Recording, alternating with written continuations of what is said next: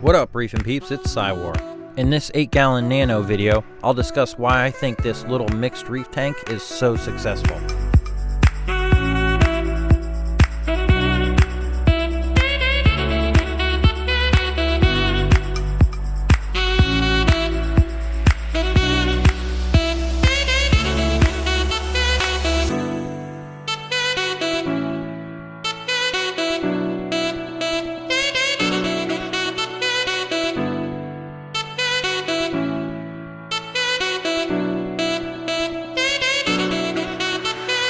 When I posted my first video on this tank, I got a lot of great comments, but one user in particular wanted me to expand on the success of this tank.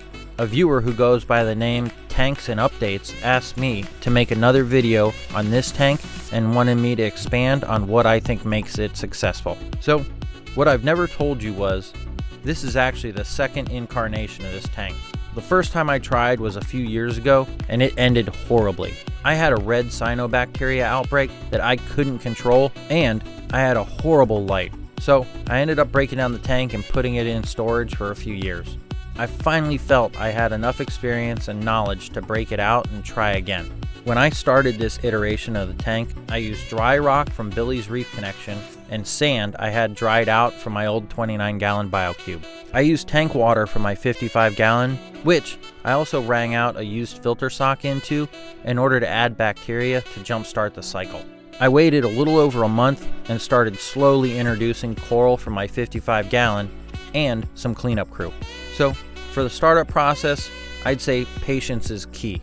I know it's hard to stare at a tank with nothing in it, but it's necessary to give you a good base to start from. Now let's talk lighting.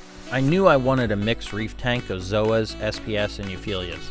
I don't know if you've noticed, but generally, I'm not into LPS, A-cans, Lobos, or leathers.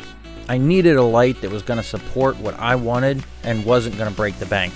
It was a choice between the Kessil A80, the SB Reef Light Sprite, and the Aqua Illumination Prime HD. I ended up going with the SB Reef Light because of the cost and because its square profile matched the square tank, and I felt it would give me the best coverage. I couldn't be happier, and I think the results speak louder than any praise I could give the light. Now, let's talk flow. So, according to BRS TV, they recommend 20 to 40 times turnover of your tank volume.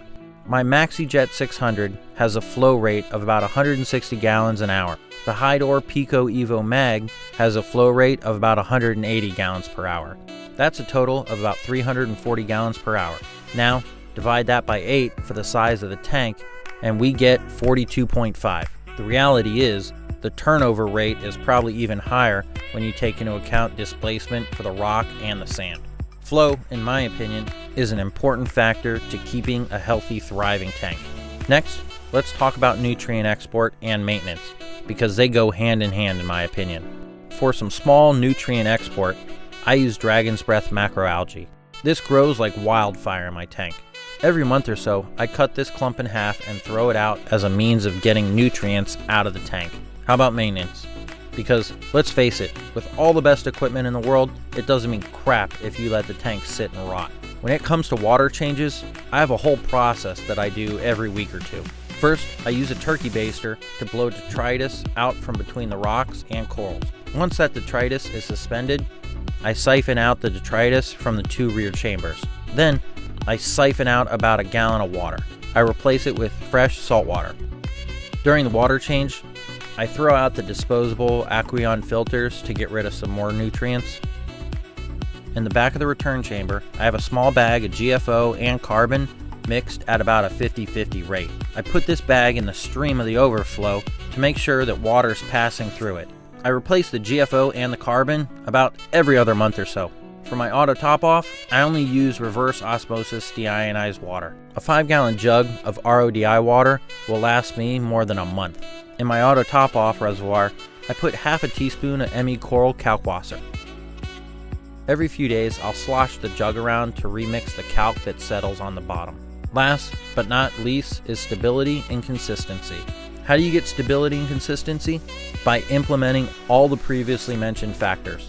So, to close this out, the success of this tank can't be attributed to one factor alone. It's a combination of factors.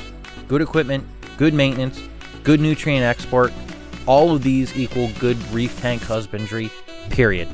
And these factors can be applied to all tanks of any size. Well, that's it. I hope this answered all your questions, tanks, and updates, or anyone else for that matter. If you've watched this and you have any other questions about something I didn't cover, let me know down in the comments. If you like this content, make sure you hit that thumbs up, and if you want to see more content like this, make sure you subscribe. I'll talk to you in the next video. Stay salty.